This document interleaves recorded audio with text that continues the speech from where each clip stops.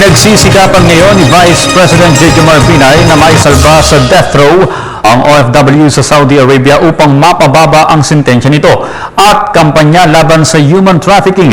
Pinangunahan din ng pangalawang Pangulo. Yan ang mga balitang hatid ng aming senior correspondent na si Noel Perfecto. Manong Noel, good morning. Good morning, Audrey.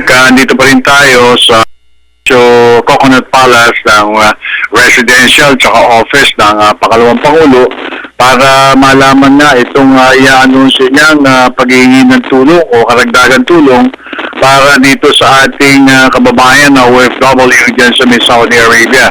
Matatandaan na nasabing kababayan natin na inahatulan nga ng kamatayan is supposed to be ibibitayin this week. Pero ginagawan pa lahat ng pamamaraan ng ating pamanahan. Humingi na sulat si Pangulong Pinoy, ngayon din panibagong sulat mula kay Vice President Jejomar Binay. So, inaantabayanan pa rin natin, there'll be a press conference dito sa Coconut Palace at yun ang ating inaantabayanan, Audrey.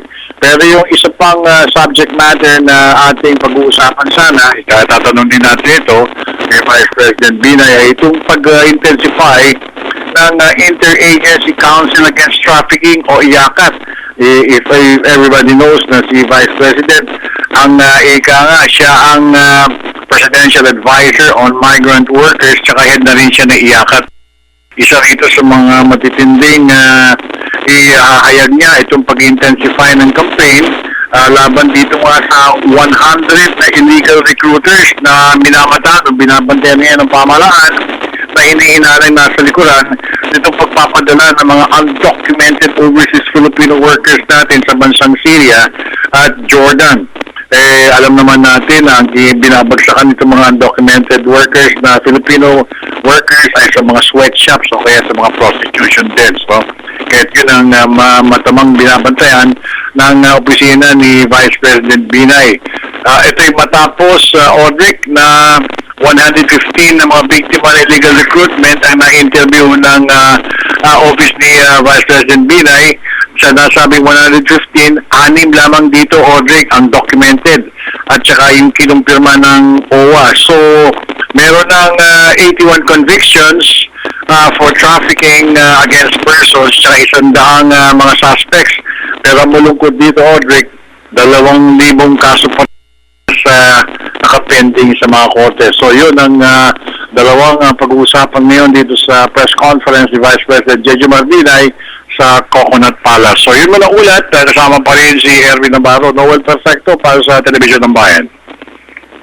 Maraming salamat kasamang Noel Perfecto. Sa iba pang balita, posibleng makabuo na ng desisyon ang Senado sa susunod na linggo kung ipapasa o hindi ang kontrobersyal na sin tax bill.